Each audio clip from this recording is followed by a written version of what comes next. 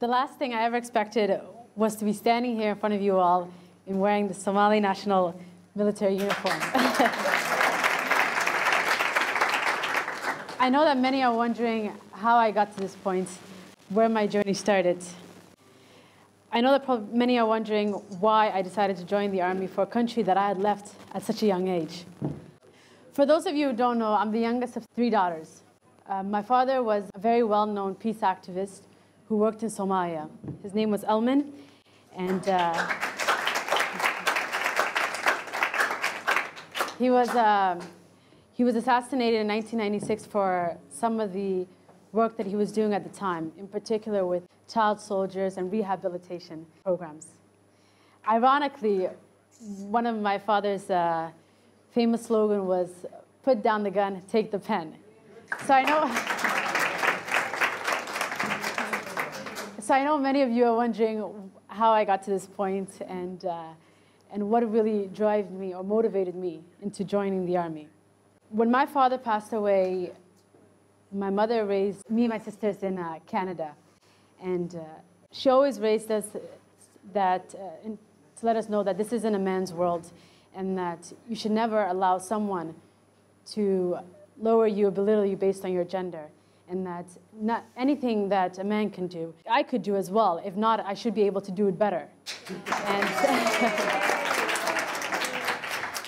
while I was studying university, my mother and my sister decided to come back to Somalia and carry on from my father's legacy, and they started the Elman Peace and Human Rights Center. And that's when they also started some of their programs with gender-based violence victims and response programs. And it was initially for me, I wanted to come visit my mother and my sister. I started volunteering at some of their local centers, and I started to teach non-formal education classes, where I really got the opportunity to meet and to interact with some of the victims that were there and to share some of their stories. It was very difficult because I could tell that a lot of the girls in the class were very discouraged. They felt as though they were less than a man. And eventually it got to the point where I was unable to teach. And I was discouraged in staying in Somalia because for me, I no longer enjoyed what I was doing, and it wasn't as and it didn't feel as meaningful as it did before. Eventually, I ended up, it actually started from a conversation I had with a group of soldiers. And you know, it was an odd conversation, and I jokingly mentioned that, you know, what if I joined the army?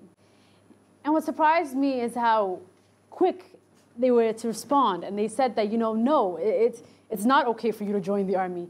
And if you do decide to join the army, the only jobs that are available for you are more of the domestic roles, such as cooking and cleaning for the troops.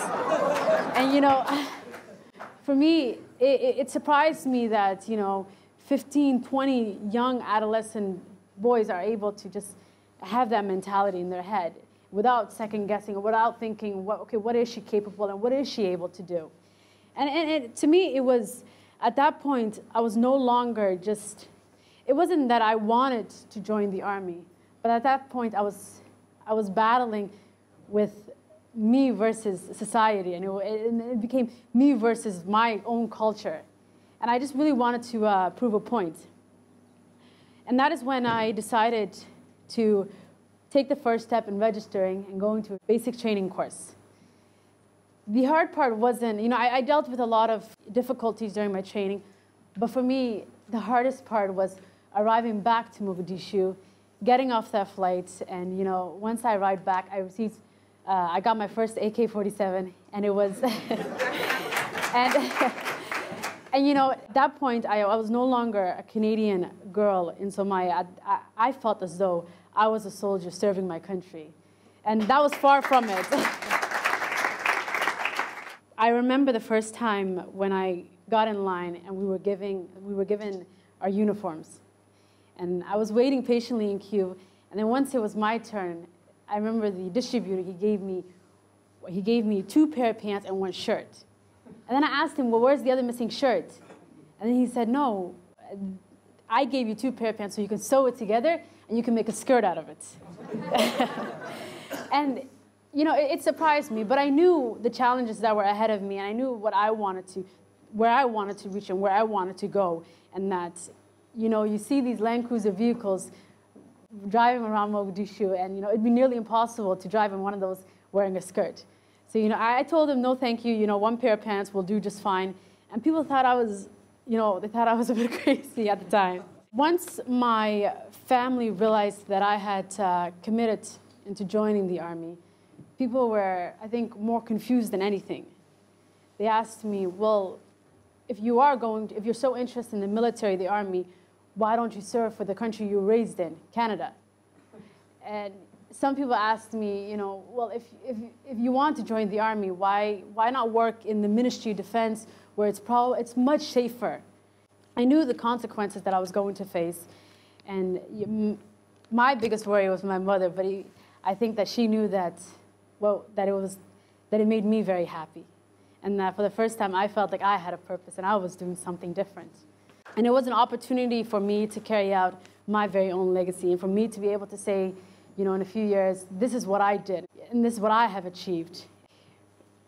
My family was working with responding to a lot of GBV victims and responding to cases that would occur to victims, and whether it's through human rights violations or whether it's through gender-based violence. For me, it was I wanted to do my part in preventing it. It shouldn't even happen in the first place.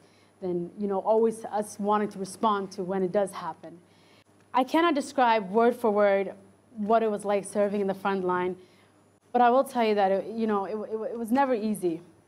For me, I would spend long nights, you know, in the cold, in the detached. Sometimes you'd have, there were times where I would be the only female, and there were hundreds of men around me, and and there were times where the detaches, you know, the defense forces were very small. There was no laterans that I could use at the time, yet alone taking a shower. There were days where I would be 45 days wearing the one pair of uniforms that I had on, and I was unable to change.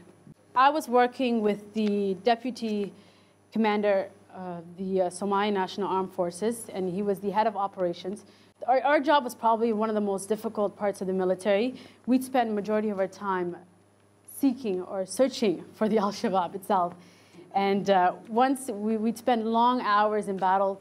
Once we completed a single battle, then we'd end up being deployed to a different location where we tried to find, you know, more Al-Shabaab. But to me, I wasn't just fighting with Al-Shabaab, but I was also fighting for my own respect within my own forces, and to be recognized as a female who was serving her country. There were times that it was very discouraging, where the enemy size would get large, it would get very intense, and there were, you know, I can't lie, there were many times where I felt as though, you know, maybe this time you just won't make it out, you know, maybe this time, you know, you won't be able to go back home. My commander was quoted saying many times, "A girl is moving forward faster than you men. You guys should be ashamed of yourself." You know? And I remember the group of, you know, embarrassed soldiers would try to keep up with me, keep up with my pace. And it wasn't because I was brave or that I had this motivation in me to fight with Al-Shabaab, but it was also because I was trying to prove a point to my fellow soldiers and to show them, you know, I am capable. And not only am I capable of being a soldier, but that I am able to be a good soldier. And I think gradually I ended up earning my respect from a lot of the soldiers that I was working with. And I noticed that I earned my respect when troops that weren't familiar with me would see me, and they would be like, you know, oh, there's a girl in the front line. It was no longer me having to defend myself. Sometimes, you know, I'd have some of my troops standing up for me, say, well, yeah, she's a girl, but she's one of us, and she can fight. And it was encouraging for me to see that, you know, it made me feel as though I was getting one step closer to my goal. During my time, I was promoted to a 2-star known as a left lieutenant. I was now a commanding officer. I've traveled to all parts of Somalia. Burakaba, Baidoa, Beledweyne, Marka, Jannale, Johar, Kismayo, you name it, I've probably been there at one point. For me, one of the things I learned during my journey is a new appreciation for power. To most, power is considered based on force or strength. To me, power means someone who's influential, someone who's able to get into other people's minds and actually change the way they think or what they believe. For someone to be able to believe in something and not second-guess themselves. Today, I walk around the streets of Mogadishu recognized by men, not because I'm a girl in the military uniform, but because I'm a girl in military uniform and proud of it. And to be a female commanding officer serving for my country, it feels really great. And I believe this is only the beginning for me. It's remarkable to see the number of young women joining the Army today. And I feel like I've done my part in paving the way for them. And the reaction I get from some of the locals is astonishing, and I think it makes my job a lot easier, and it makes me feel happy about from where I got myself today. And I really encourage everyone to do their part, and this is my way of giving back to my country. So.